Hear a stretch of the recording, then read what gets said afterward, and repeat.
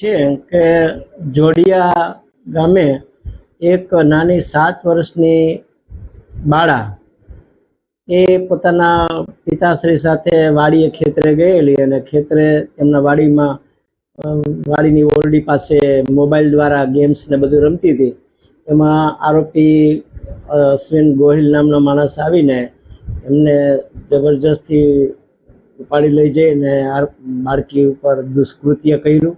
આ મેટર ખૂબ જ ગંભીર પ્રકારની અને કોન્ટેસ્ટેડ બાબત હોય પોલીસે માત્ર 5 જ દિવસમાં આની પૂરી તપાસ કરી ચાર્જશીટ કોર્ટમાં ફાઇલ કર્યું।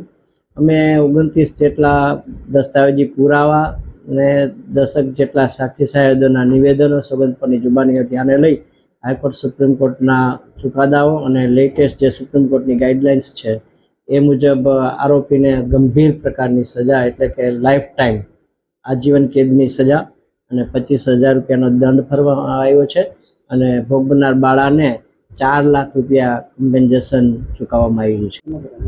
સમગ્ર રીતે જોઈએ તો ખાસ કરીને ગંભીર બાબત કહેવાય કે માત્ર 7 વર્ષની બાળા કે જે સમજી વિચારી શકતી નથી તેની ઉપર આ દુષ્કૃત્ય કરવું એટલે નામદાર કોર્ટે પણ એની ગંભીરતા લીધેલ છે અને આ રીતે ચુકાદો પોક્સો અદાલતે કરાવ્યો છે।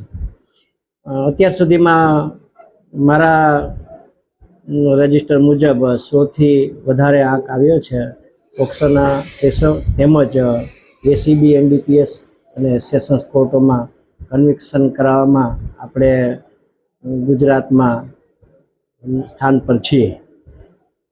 એટલે આમ જનતામાં ન્યાય પ્રત્યે વિશ્વાસ કેળવાય પ્રવર્તમાન સમયમાં ઇન્ફોટેકનોલોજીના સમયમાં જ્યારે ગુનાખોરીનું પ્રમાણ વધી રહ્યું છે ત્યારે સાયબર ક્રાઇમના ગુનામાં પણ ઘણાને જામીન સુપ્રીમ કોર્ટ સુધી મળતા નથી। આવી અમે અહીંથી પ્રાઇમરી રીતે જ પ્રાથમિક દ્રષ્ટિએ જ કાયદાકીય પ્રશ્નો સોલ્વ કરીને આરોપીઓને જેલના સળિયા પાછળ રખાવીએ છીએ।